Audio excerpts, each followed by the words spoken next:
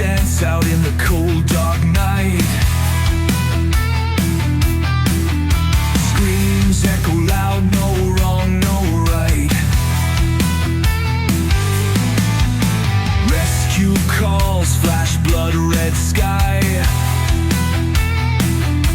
Spirits linger, waiting not to die.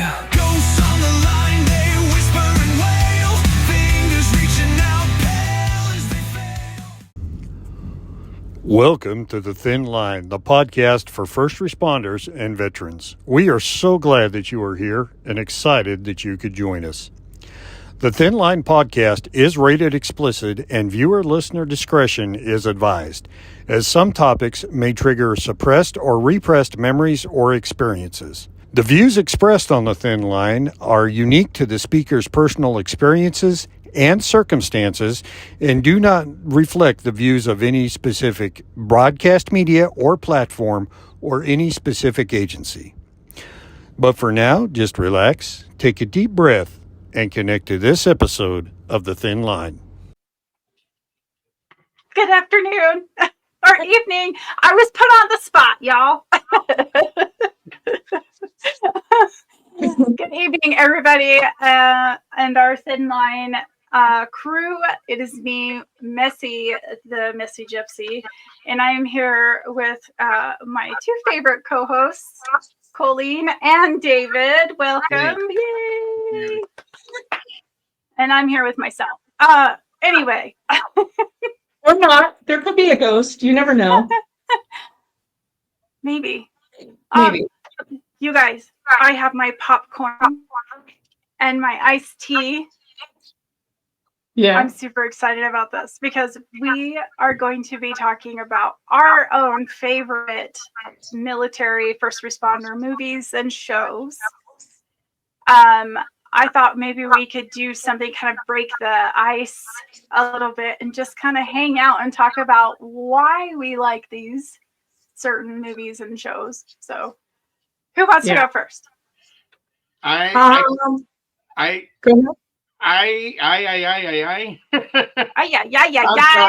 got excited. One of my favorite all-time movies, and it just so happens to be military, is Full Metal Jacket. That was That is a staple in my house. Yeah, that was an awesome movie. That was the only movie that I've ever seen that was so real, like boot camp, that it actually took me back. Started folding my sheets and whatnot in tight little squares and making my bed so a quarter would bounce, and yeah, it was an awesome. Did you guys really bounce a quarter off your beds? If you didn't, yeah. Are you serious? Yeah. We Yeah. had to, or we could go out and play. We had to learn how to do military hospital corners like tight.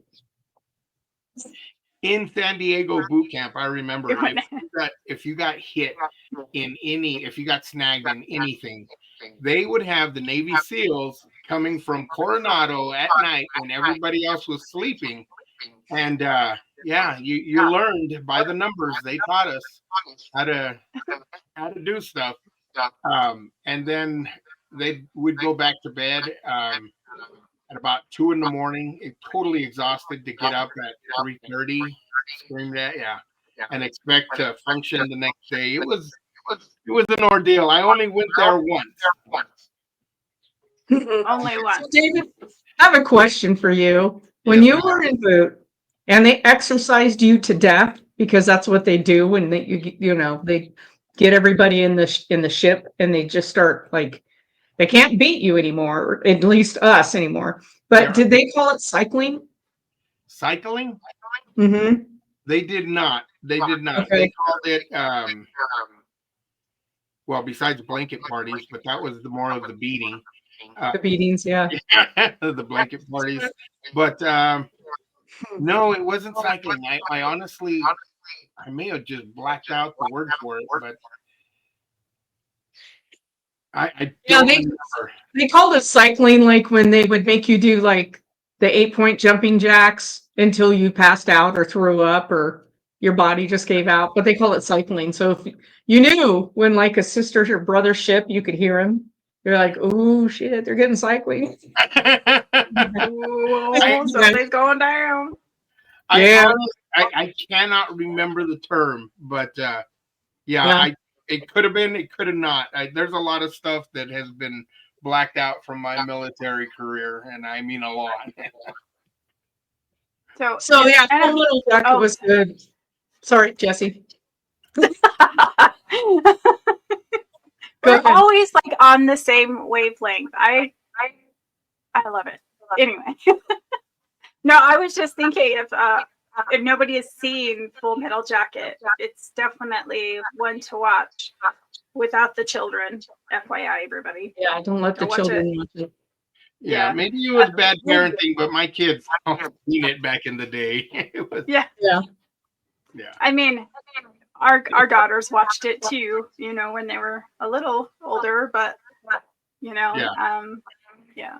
I sure They missed have the Gunny. colorful I missed language. him. So who goes? Okay, I've got one. It's a Canadian police series that I love. And maybe you haven't heard of this. I watch a lot of like BBC shows, so it has a lot of Canadian shows in it. And this one is called 192. And it's a series on police in, I want to say Toronto, Oh, and wow. everything goes down up there. So it's like it's really good. I think it was on like maybe 6 seasons. British series are a little bit short, more condensed than our seasons. But it was really good. The character development was really good. And it was a really kind of, I thought, a pretty honest look at the PTSD and trauma that goes into being on the police force, and a lot of humor. I mean, there was a lot of dark stuff, but a lot of humor. I thought it was really good. And it was one of those I just ran into one time, I think during COVID, and ended up watching the whole thing. So it's still out there and you can still watch it. But 192 was really good. Are they I've been- Mounties over there? Is that what they're Yeah. called? Yeah, Okay. Canadian I thought so. Mounties. Yeah. I don't know what I don't know if they even refer to that in the series. I can't remember, but it's a city police squad station. I think it's like Squad 19 or something. Anyway, I don't.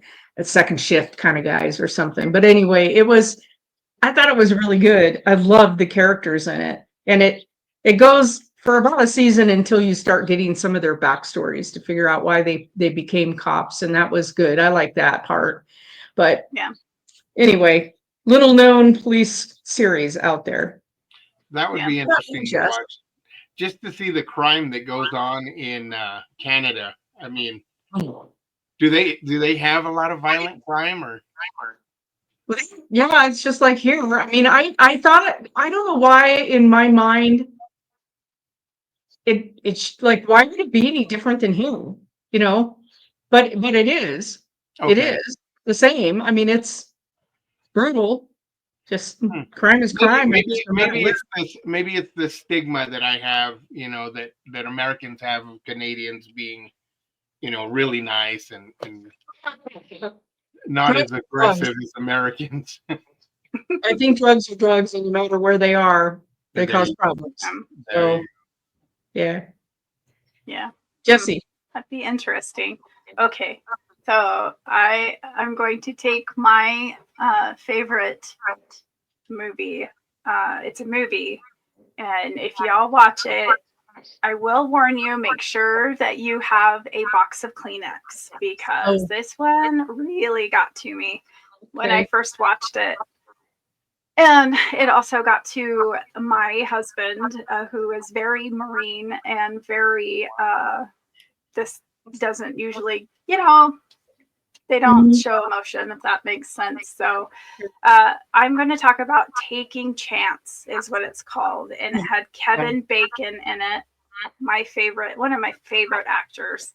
And if nobody's seen it, it's movie is based on a Marine, Lieutenant Colonel Michael Strobel is who Kevin Bacon plays. And he's actually a real person. This is based on a true story. He accompanies the remains of Lance Corporal Chance Phillips. And he was a Marine that actually fatally wounded by gunfire in Baghdad during the Iraq War.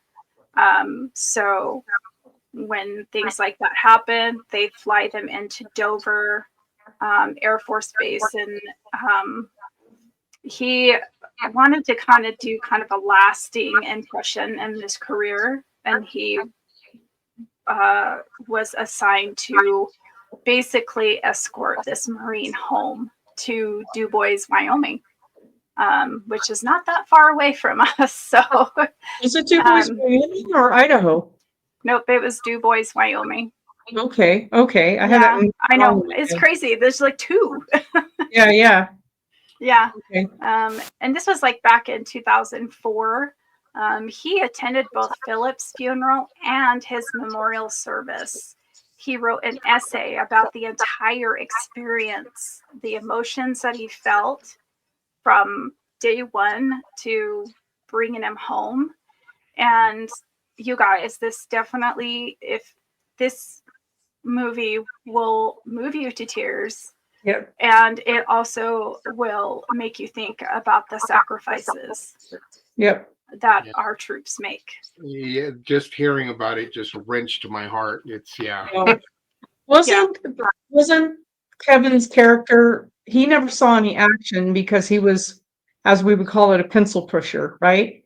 Yeah. So yeah. he wanted to pay tribute to a man, right, a brother in arms who saw action, because I think he was behind the desk the whole time and he felt almost unworthy to wear that uniform. Like he was really questioning his, I'm not really, you know, and Yeah. I mean that when you haven't been deployed, you're like, I'm not worthy to call myself a veteran or whatever, but we were all deployable. It was just a luck of the draw who was deployed.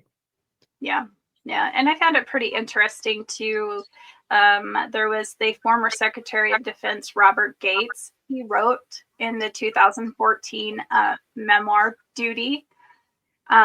He talked about this film, and he says, at the war, the film had an important impact on his decision to allow the media access to transfer of fallen service members at Dover Air Force Base in February 2009, during a White House press conference in 2017. The former White House Chief of Staff and retired Marine Corps General John F. Kelly, who was next to Chance when he was killed, and is the father of the first Lieutenant Robert Kelly, who was killed in action in Afghanistan. So it was kind of like, wow. This movie will definitely, I think it's good to even have like kids watch it so they can understand The sacrifice, you bet. Yeah. The whole movie, the whole trip, when he flew the body to Billings and then the drive down was just pretty phenomenal. I cried all the way through the movie. Did they have people on top of the bridges with flags and saluting? Is that the movie that was advertised that way, or? I think so, but there's also been like, how when there is a I totally spaced it out. The car that carries the body is a totally hearse. When the hearse was going onto the interstate and on the public roads, it was a hearse, and then this gentleman, and people would pass and they would notice that it was a soldier because of the flag that was draped over. There was a way that they could tell or something, or they knew that this person was coming home. Okay. Yeah. All right.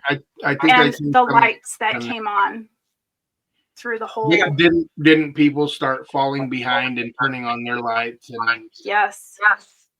So can we take a minute for me to talk about something a little off topic, but sure. So have you guys ever heard of the Patriot Guard Riders?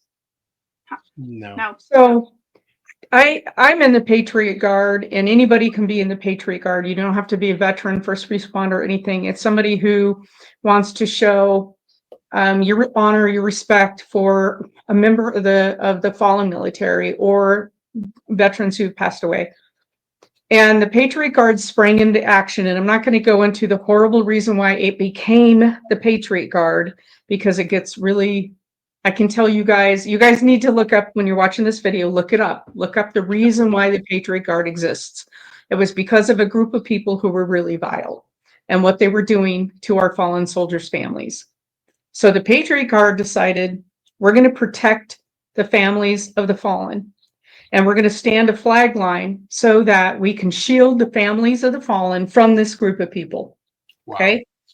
And it became a nationwide thing. It's all volunteer. It doesn't cost a thing. The family of anybody, even today, of any fallen military can call their state chapter Patriot Guard. They're all on Facebook. They're all on the website on patriotguard.org. Then there's state chapters. It's a free thing. So Okay. like when my dad's memorial service in 2021 or 2020, they came to the airport and stood the flag line so that the family walks through the flag line to their seats. And then if there's any kind of protests that are going on, they shield the family from that. Good. Wow. That's And and the Patriot Guard would rally people to stand these incredible, like in Texas, when we had someone coming back, a fallen soldier or airman, somebody coming back from Iraq or Afghanistan, there would be sometimes 1,000 people on the freeways pulled over for 2 hours of travel, and every bridge and tractors and semis and everybody standing out there with their hat or hand over their heart as the line drove by. Wow. And then there would be a couple hundred bikes behind the family and the body. And then behind that, the cars as part of the procession. And then it's unbelievable the turnout that they can generate. Yeah. I What just is one wanted of to show what that looks like.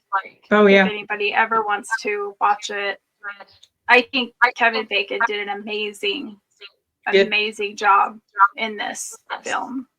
It was very emotional. Yes. Yeah, very. Okay, David, what's your next one? Well, now that you guys got me all emotional.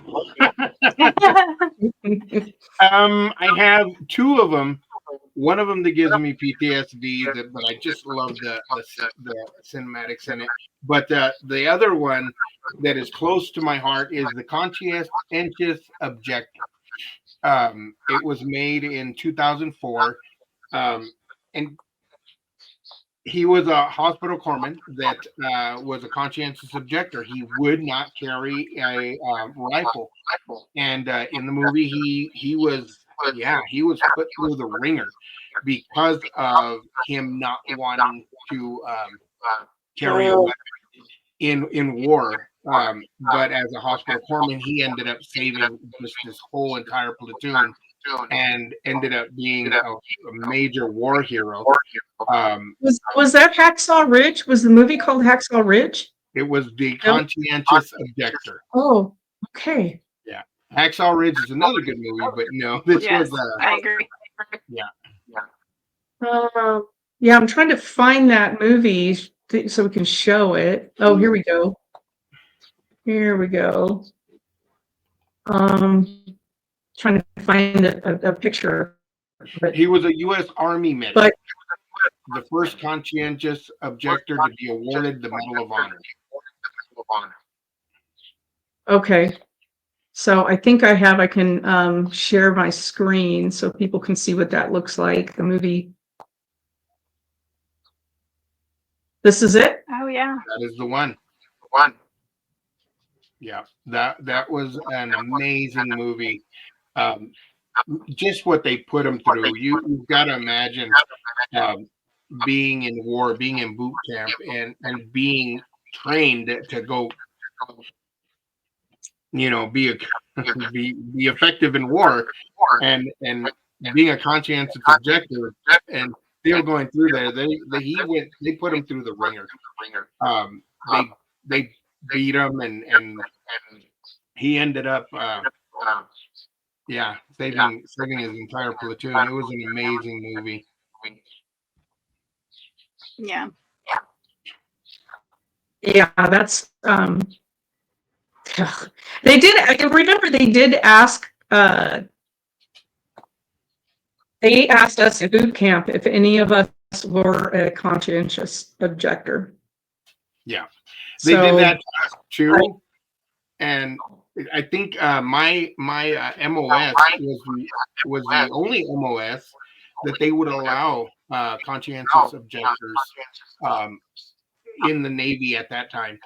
I believe. Don't quote me on that, but yeah, some of us refused to be conscientious objectors at that time. yeah, That's crazy. Yeah. I kind of. Colleen, what was the name of that movie that has the character Cookie in it? And he was a Navy diveman. Oh, And he had like that big old, and it had Robert De Niro in it.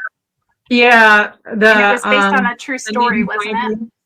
Yeah, he was a Navy diver, and he was because in the time in that day, which nobody agrees with now, but in that day, if you went into the Navy and you were black, you ended up being a cook or something to do with cooking. Yeah. Yeah.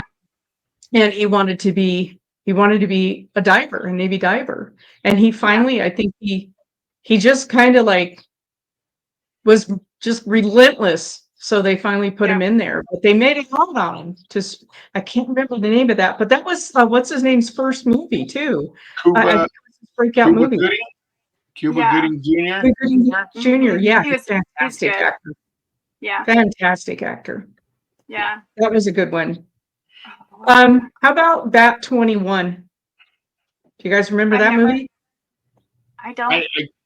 I vaguely remember it. Super good movie. Let me share my screen so you can see the movie. It was Gene Hackman and Danny Glover. Gene Hackman plays the character. I think. Well, yes. Let's see. One of them is behind enemy lines, and the other one is on the mic, and it's the only radio contact the down pilot has, helicopter pilot, and he has to get out alive, and that's his lifeline, is the guy on the radio, and they've never met, and they're talking to each other, trying to get the pilot out. I want to say Gene Hackman was the down pilot, and Danny Glover was the lifeline, and talking him through everything he's got to do and how to survive and how to get away from the enemy. And it was incredible. Absolutely incredible. Oh, wow. I don't think in the movie Danny Glover was was he a military pilot, or was he a private pilot that was running missions? I don't remember that part, honestly. But man, was that a good movie? And then they meet at the end. Which it's phenomenal, and it's just a tearjerker, and it's like, oh my God, But yeah, I mean, how many? This had to happen. Like somebody had a lifeline, and that lifeline's getting them out of that action. That's crazy. That is, yeah. Wow. Do you have another one, Jesse? Oh, I have tons, but you go ahead. I'm thinking of ones that I want to talk about. The one I will say, good old Super Troopers, but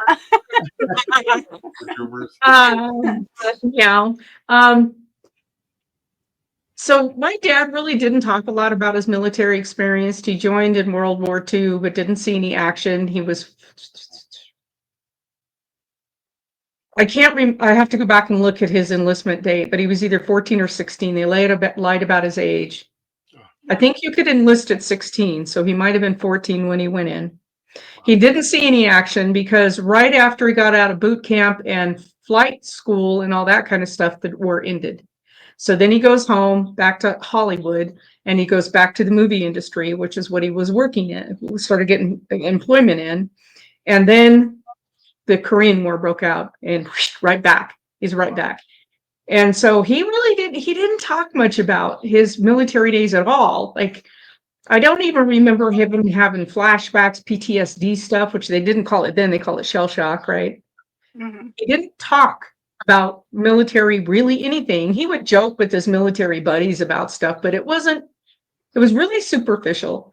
So when he moved in with me right before he passed away, the last 4 months he was alive, I had to take care of him. And not I had to, I wanted to take care of him. Let me rephrase, because it wasn't, Yeah. he wanted to watch every military movie there was. And I have surround sound in a very small house. my animals had PTSD after that. But he wanted to watch it and he couldn't hear anything, so the volume had to be way up. So explosions and gunfire and just the whole thing that comes with all these movies. And that's when he started opening up. He'd say, "Hey, pause this for a minute." He'd put his finger up, so I'd pause it. Then he'd talk.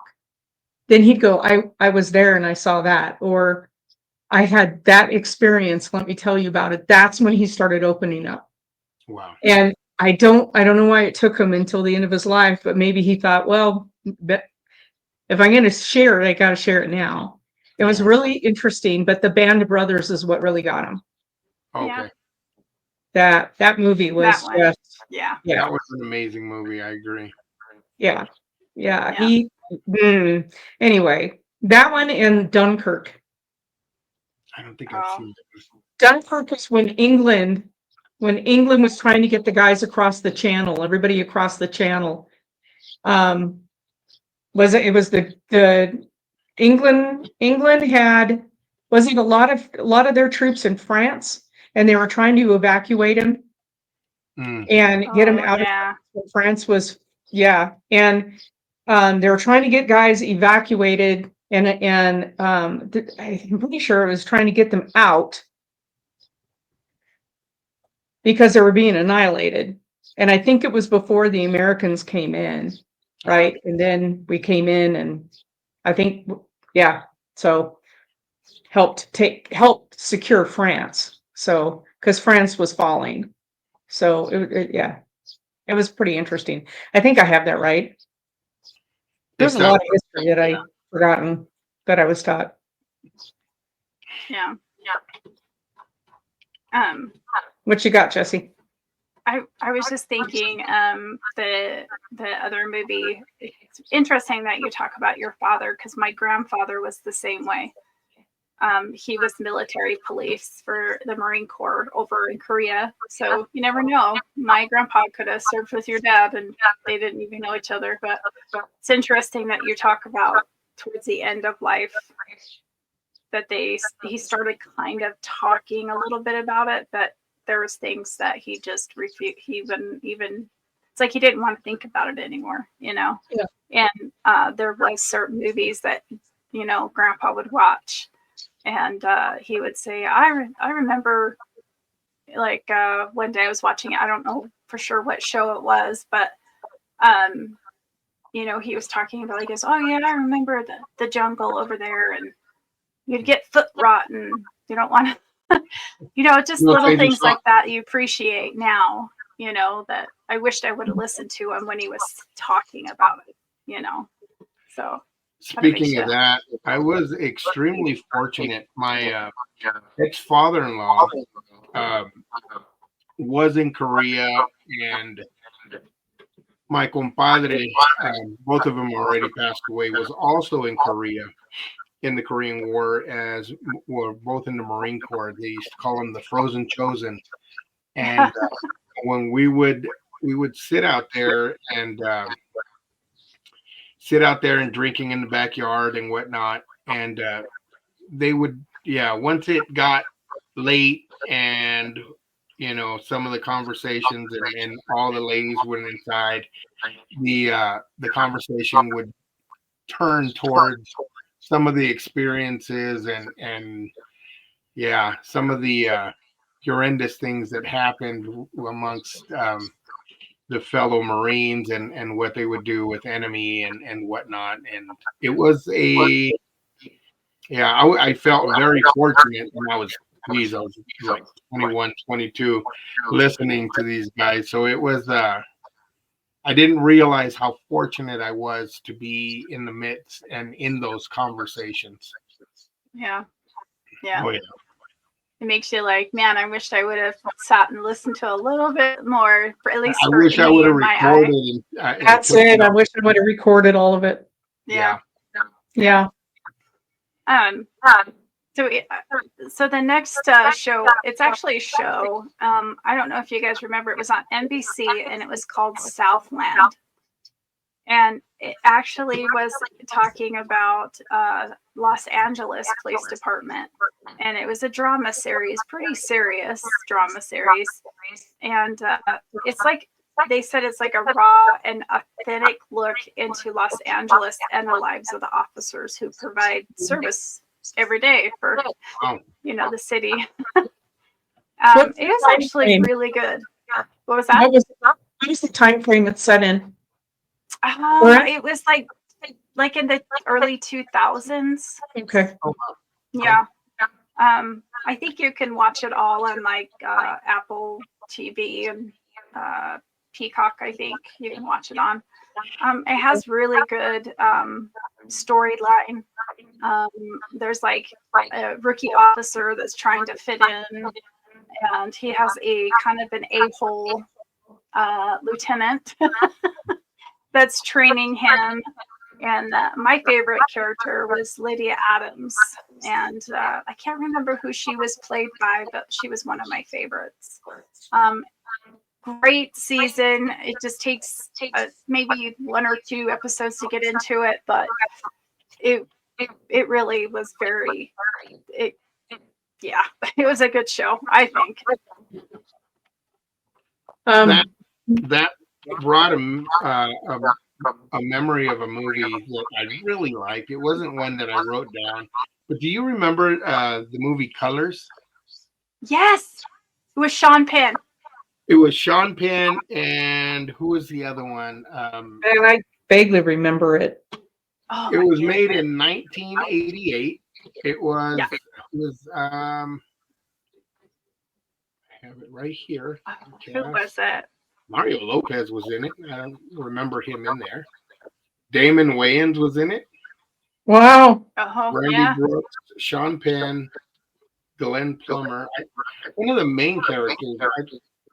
I don't remember. What was his name? I'm sorry, Robert Duvall. Yes. Sean Penn forever is Fast Times at Ridgemont High for me. I cannot take him seriously in anything he's ever done because he was such an excellent stoner. And then he played a good stoner, though. He really did. Boy, I don't know. Yeah, it was good, but I did like that movie. It portrayed gang life to a T in the 80s. That was and I could imagine what the officers were going through, especially when the gangs just took over the Hispanic and black gangs in LA. Oh my God, that must have been a horrible job back then. Not any better now, but comparison to being a patrol officer before that time, I wouldn't. Yeah, that must have been a shock. Yeah. But the other movie I was thinking of was like End of Watch. That one gets me. I did see that. Yeah, like to the. Yeah, everything is to the T. Like, it's crazy because the gang member girl that's in there, one of my best friends looks exactly like her. So it brings it home. And I'm like, oh. How about, I think it's based on a true story. Most people have probably heard about this, but maybe not the newer generation of people out here, right? But the Code Talkers, the Navajo Code Talkers who saved us. I mean, because it was during was it the Vietnam War? No. World War One. No, World War II? World War II. I think it was II. I think because no matter what we do to try to encrypt our messages, they were being intercepted and Decoded revealed. like that. Yeah, Mhm. and we couldn't come up with a code that couldn't be cracked. And then somebody grew up with or knew or was relative to Navajo who spoke their language. Wow. And he goes, I have an idea. And they brought him in Yeah. to do the messages, and they saved us.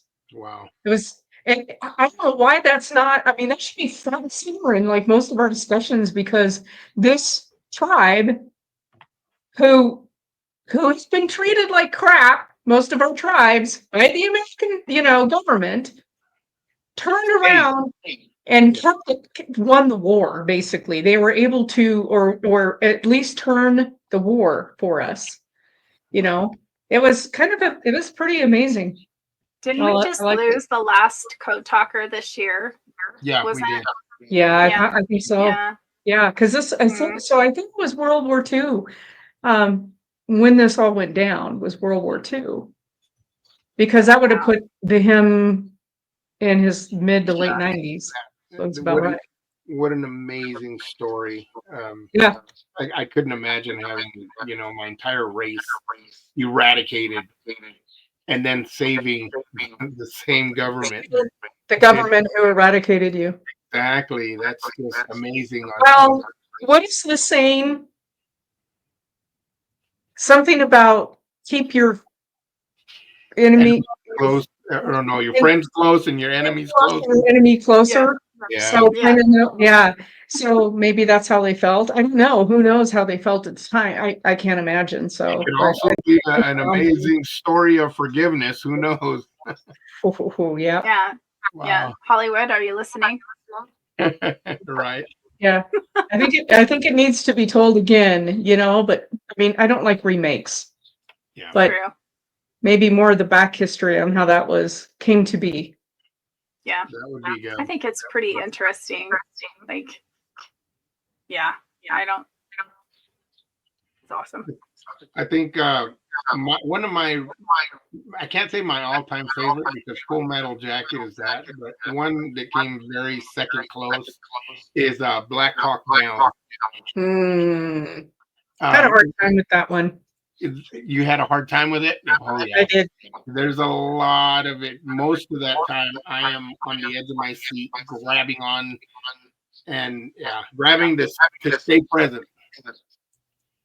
Yeah. Yeah. And, it wasn't until later that I got here in Idaho, and one of my neighbors was a Army Special Forces that was in the same location where they made that movie during that time.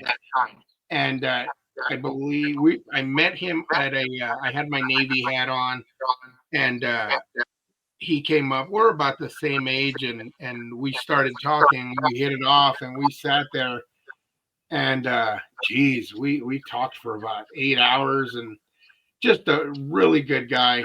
But most everybody that comes from that era comes back, and we have some issues, and we have some PTSD and whatnot, but an amazing human being. Good guy.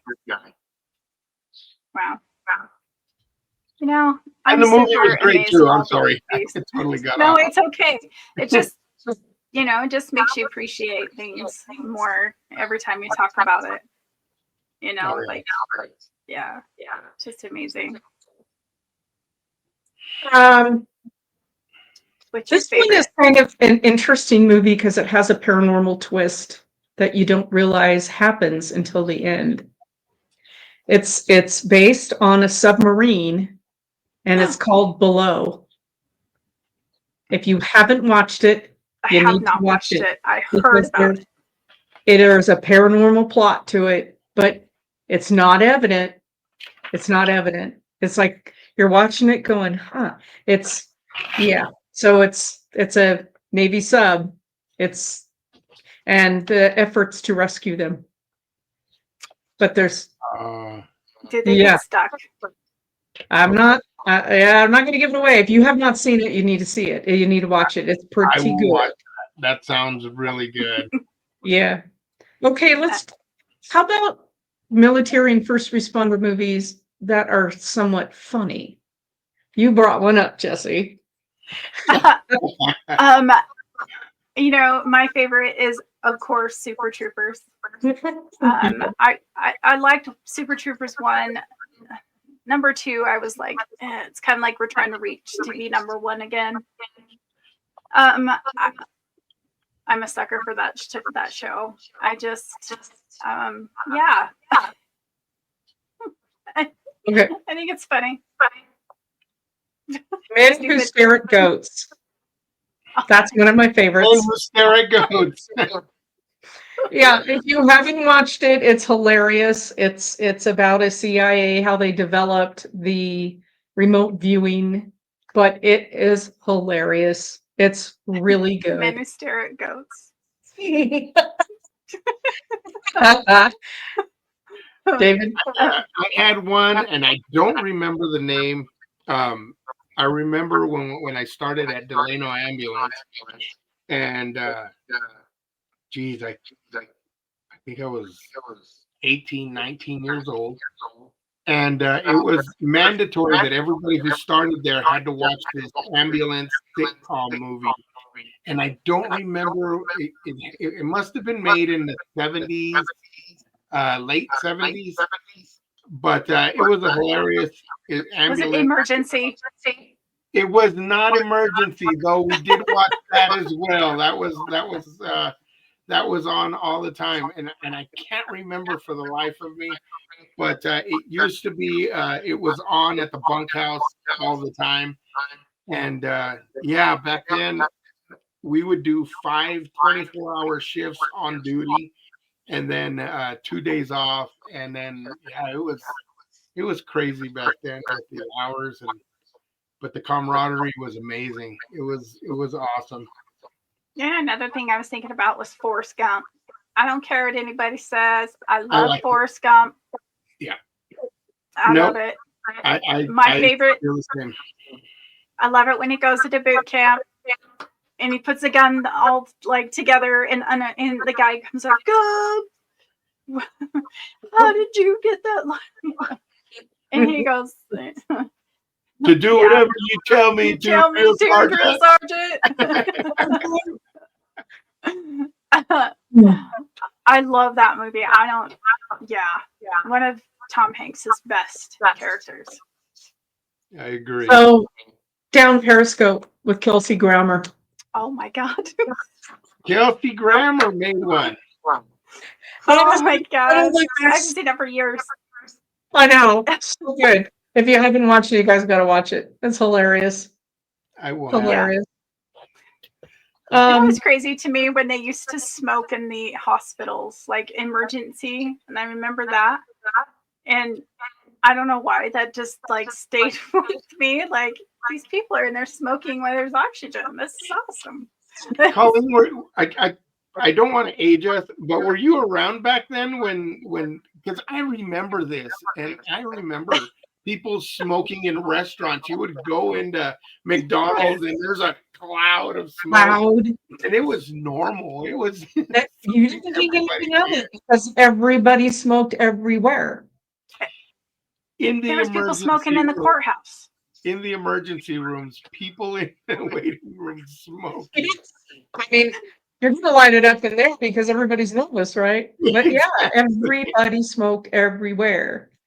One of the most, it's not really a military or first responder, but I can relate it to my job in the Navy was air traffic controller. One of the most realistic air traffic control movies is Tin Cup.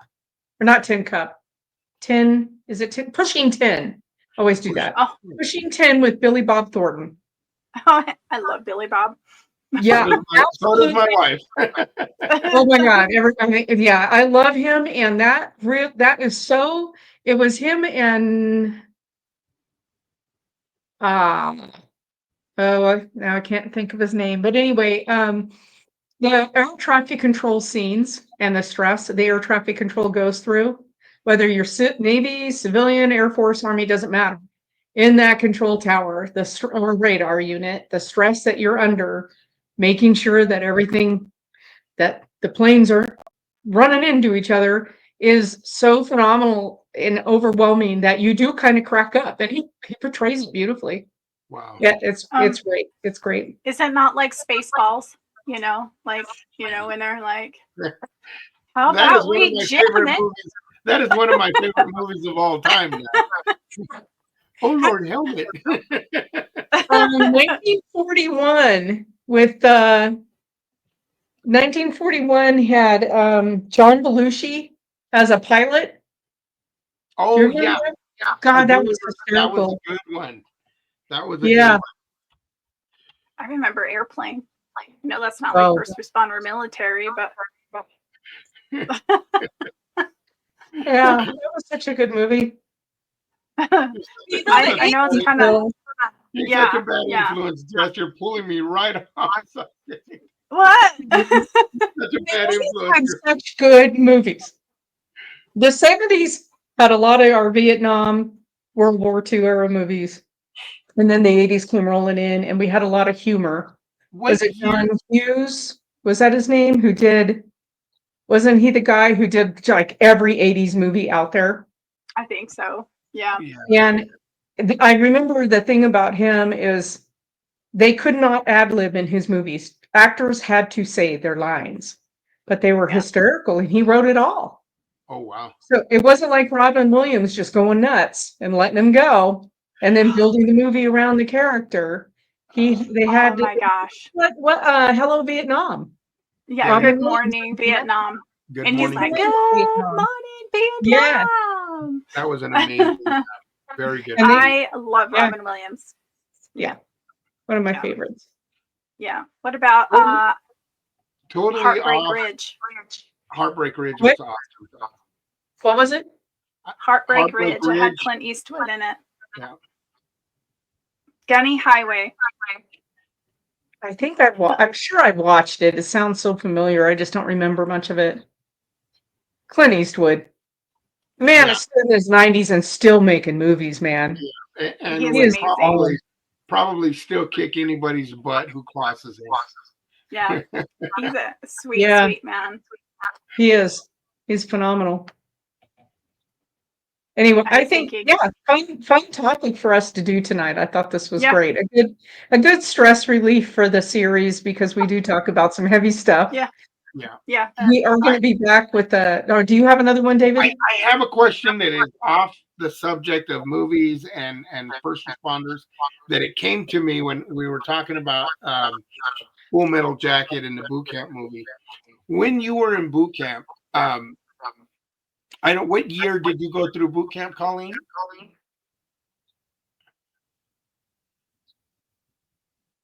87. Okay, all right. So we went through boot camp around the same year. I think I went in '86. Were they talking to you about? Well, they were. Yeah. Were they talking to you about how the military was being treated coming back from Vietnam? Yep. And what to expect and Not the They return talked from about- deployment, how we're supposed to act and whatnot. They talked to us a little bit about that. I really didn't have any fears about if I was deployed, how I would be treated when I came back, because I think we had a cultural shift and a generational shift from the end of the Vietnam War to when I went in. That's, and I think, I mean, now, no matter if we agree or disagree with the war or a combat mission, we support our troops. Yeah.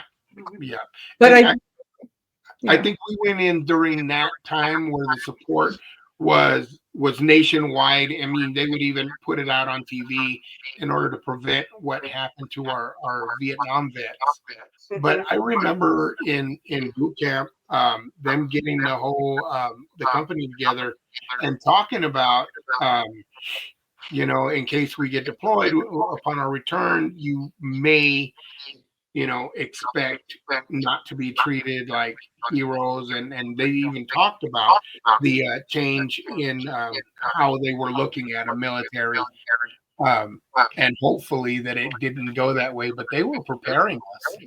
Um, at least in for the males, they really talking about it. And again, totally off subject, but it just came back. No, that's fine. It's you have honestly, I don't remember them trying to prepare us for it, but I boot camp for me, that's why I always struggled for when I went in. I blanked it out. I remember bits and pieces. I do remember bits and pieces of it, but I always have to go back and look at my enlistment date. You would think that would be etched in my brain forever. Yeah. It was the date I got out that's etched in my brain, not the day I went in. Isn't that strange? I always have to go back and look at my DD-214 and go, You're like, it is not strange. Most of my military career is just wiped out. I mean, there are certain things that will bring back like smells and this and that, and it'll bring back scenes, but nothing like I couldn't even tell you like companies or most duty stations, and I hear people talk all the time. They'll tell you exactly where they were and exactly the dates. And I'm sitting there, and I'm like, man, I know I didn't take one to the head, not in the military, but yeah, it's. do you think it's a programming that they do when you guys are in boot camp, though? If you really think about it, you guys are programmed. to a point, I don't think we're nearly, I think the Marine Corps and SEALs, BUDS training is more that, especially Marine Corps. I think for what I got out of boot camp more than anything, because I was a little older than most of the girls that went in my ship. They call it ship in a boot camp, even though you're in a building, because they want you to prepare you for Navy life. And it was sleep deprivation. How are you going to handle day in, day out, getting no sleep and still being able to function without having a psychotic break? They want to see, they push you to that break edge and see how you're going to handle it, because you go for weeks on maybe 2 or 3 hours a night of sleep. Yeah. To the point where I remember sitting down, we'd go to the schoolhouse like every other day for exams and all the stuff that we're studying. And I remember watching, it looked to me like the ink on my pages that I had just wrote was running off the page. I was It's like G.I. Jane. That's another good movie. Yeah, G.I. Jane. But it was there was sleep deprivation and stress pushing you right to the edge. Yeah. And for me, I just get to the point where I more than anything, I lose my hearing when I get that stressed out. My hearing goes, and I'm just like tunnel visioned. I'm just so. That's where I was with it, but it never got. Some girls broke. They broke. I would have broke. You would be surprised what you can do. Oh, Because yeah. I kept telling the girls, because I was older, I kept telling them, because we'd have about an hour in the evening when we got our laundry in, and we were folding our laundry and then passing it around to the proper bunks, right? Because the first week you're there, you're stenciling your name. Yeah, I remember that now, yeah. Yeah, but so we got to chit chat for like an hour a night when we were doing laundry and stuff like that. And I kept telling him, I said, man, in 8 weeks, you will never see these guys again. Then it's a job. This is an act, guys. This is to see who's going to break. Don't let them do that to you. Yeah. Don't let them get you there. In 8 weeks, you're out of here, and then it's a job. Yeah. Then it's a job. And some of the girls were like, oh, thank God somebody said that, because they weren't processing it. Some girls just couldn't get past that breaking. They broke. Thinking their entire career was going to be like boot camp. And it's not. Yeah, no, it is absolutely. I'm like, you all know people who are in the military, and it's not like this. This is just to toughen you up. Yeah. Don't let them break you. But, not everybody has the same background. So you go into it with different notions. Maybe some people have never, ever been yelled at a day in their life. I came from 2 cops. Okay, yeah. So, yeah. Anyway, good show. It's an awesome show. Awesome It was show. really cool. Sorry, I derailed there for a little bit, but We No, it's just amazing talking about stuff like that. It'll do that. It's, yeah. I love it hearing. brings you back. Brings you back. But we have a guest lined up for next week, guys. So we look forward to it. Yay. Yay. Yeah. And we're working a good lineup for the summer. So hang with us. Yes. Yeah. And if anybody's interested being on the show, please reach out to us. We would love to have you on. Military, first responders, dispatch, fire, EMS. Yeah. Family of You first are- responders, military. You bet. We'd love to have you all on. All right, guys. Thank you, and we'll see you next week. See you Bye-bye. next week.